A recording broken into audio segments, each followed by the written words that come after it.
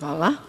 Na član 2. amandman je podneo Zvonimir Đokić. Da li neko želi reč? Izvolite.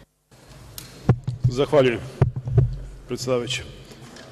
Dok danas i ovih dana raspravljamo o Predlogu zakona o izmenama i dopunama Zakona o lokalnoj samoupravi i dok Aleksandar Vučić i SNS otvaraju nove fabrike po čitavoj teritoriji Republike Srbije, po svim gradovima, od severa do juga, od istoka do zapada, sa ciljem privrednog oporavka i ekonomskog razvoja zemlje i jačanja, između ostalog, i lokalnih samouprava širom Srbije, ovi sa druge strane, pripadnici propalne parlamentarne opozicije, pokušavaju, zloupotrebljavajući mogućnosti koje im pruža Poslovnik Narodne skupštine Republike Srbije, da unesu dodatnu destabilizaciju i u samu Skupštinu.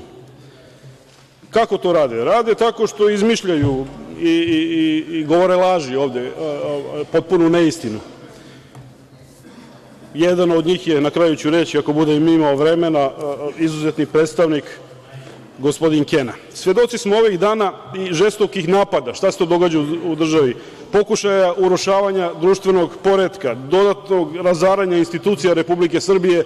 Znamo, videli smo, imali smo blokade puteva, blokade saobraćaja, imali smo lažne vesti o zatrovanoj vodi, imali smo čak inscenirane nestanke novinara, fizičke napade na policajce, širenje lažnih vesti na severu Kosova i tako dalje.